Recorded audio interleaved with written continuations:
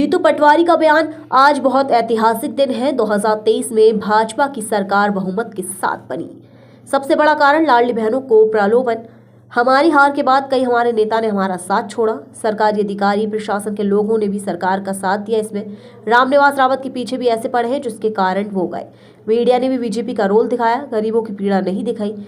मोदी के हाथ में जब से संविधान आया तब से 600 विधायक संसद ने दल बदल किया। अमरवाड़ा 3000 से हार हुई टेबल से बीजेपी जीत गई। निर्मला सप्रे को घड़ी के कांटे की तरह बीच में लटका के रखा है बीजेपी ने। मैं मुख्यमंत्री से मांग करता हूं कि निर्मला सप्रे का इस्तीफा कराओ। हमने विधानसभा में उनके इस्तीफे के लिए आवेदन दे रखा है। हम वीना में चुनाव के लिए तैयार हैं। अपने किसानों के 3000 रुपये 3100 के धान खा रहे हो आप 2700 रुपये धाम के किसानों को छल रहे हो, उनके साथ भ्रमजाल कर रहे हो।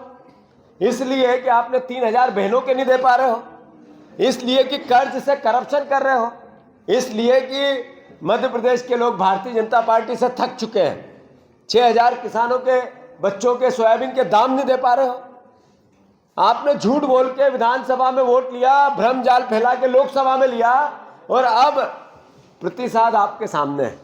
मैं बीजेपी को फिर से आग्रह करता हूं और चुनौती देता हूं, निर्मला सप्रे का इस्तीफा कराओ, हम चुनाव के लिए तैयार हैं। अब रही बात विजयपुर की, जैसा नीतू सिकरवार जी ने कहा कि किस आतंक के साए में चुनाव था। डाकुओं ने आदिवासियों पर गोली चलाई, रावत जी का नाम बताया, बंटी रावत। लोगों ने पकड़ लिया, पुलिस ने नहीं पकड़ा। पुलिस तो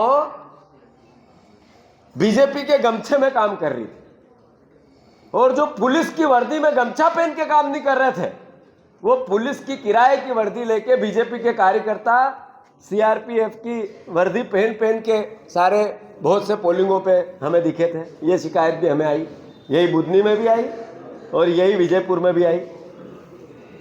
मुझे बताया गया विशेष सूत्रों से कि तोमर साहब का हथकंडा है ये। वो संवैधानिक पद की मर्यादा को नहीं समझते। उन्होंने खुद ने भी रोज प्रचार किया, 5-5, 7-7, 8-8 लोगों की मीटिंगें ली। मैं गलत तो नहीं कह रहा हूं? 100 सभाएं करी और अपने कार्यकर्ताओं को ट्रेनिंग दी कि पोलिंग लूटना है तो क्या तरीका हो सकता है। तो सीआरपीएफ की किराए की वर्दी लाओ, अपने कार्यकर्ताओं को पेलाओ और जनता को भगाओ।